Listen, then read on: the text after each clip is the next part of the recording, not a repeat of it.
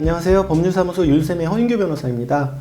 지난 시간에는 상속재산 분할 시에 상속재산을 지분으로 받을 것인가 아니면 금전, 즉 차익정산을 받을 것인가에 대한 내용을 설명드렸는데요.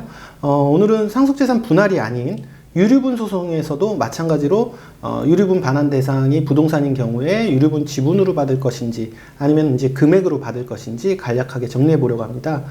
이전 영상에서 말씀드렸다시피 상속재산 분할 심판에서는 그 피상속인이 사망 당시에 남아있는 상속재산을 세 가지 방법, 즉 현물분할, 대상분할, 경매분할 등의 방식 중에서 가정법원이 여러 가지 사정을 고려해서 소위 후견적 재량에 의해서 적절한 방법으로 직권으로 정한다는 내용 말씀드렸는데요.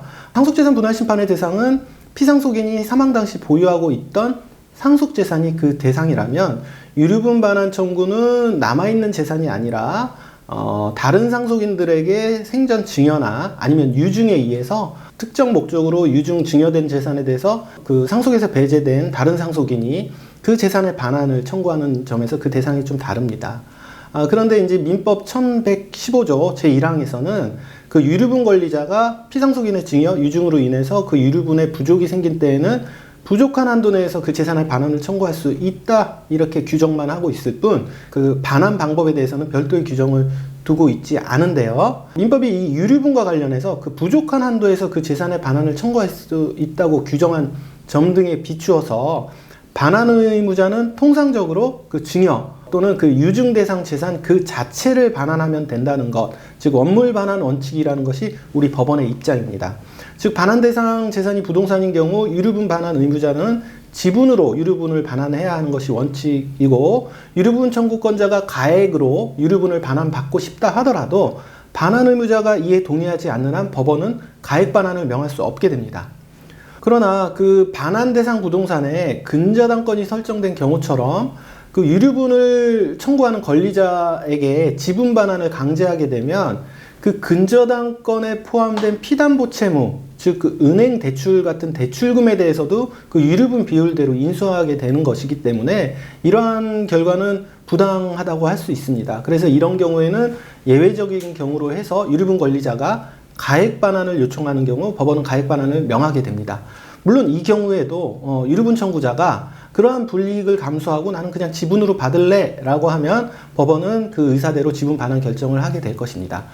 다시 정리하면은 원물 반환이 가능하더라도 유류분 권리자와 반환 의무자 사이에 가액으로 이를 반환하기로 협의가 이루어지거나 아니면 유류분 권리자의 가액 반환 청구에 대해서 반환 의무자가 이를 다투지 않는 경우에는 법원은 가액 반환을 명할 수 있지만, 유류분 권리자가 가액 반환 청구에 대해서 반환 의무자가 원물 반환을 주장하면서 가액 반환에 반대 의사를 표시한 경우에는 반환 의무자의 의사에 반해서 원물 반환이 가능한 재산에 대해서 가액 반환을 명할 수는 없습니다.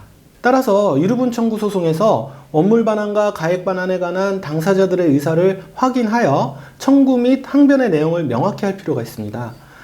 다만 판례는 그 증여나 유증 후 그 목적물에 관해서 제3자가 저당권이나 지상권 등의 권리를 취득한 경우에는 원물 반환이 불가능하거나 현재의 곤란해서 반환 의무자가 목적물을 저당권 등의 제한이 없는 상태로 회복하여 이전하여 줄 수 있다는 등의 예외적인 사정이 없는 한 유류분 권리자는 반환 의무자를 상대로 원물 반환 대신 가액 상당의 반환을 구할 수도 있을 것이지만, 그렇다고 해서 그 유류분 권리자가 스스로 그 위험이나 불이익을 감수하면서 원물 반환을 구하는 것까지 허용되지 아니한다고 볼 것은 아니므로 그 경우에도 법원은 유류분 권리자가 청구하는 방법에 따라 원물 반환을 명하여야 한다고 하고 있습니다.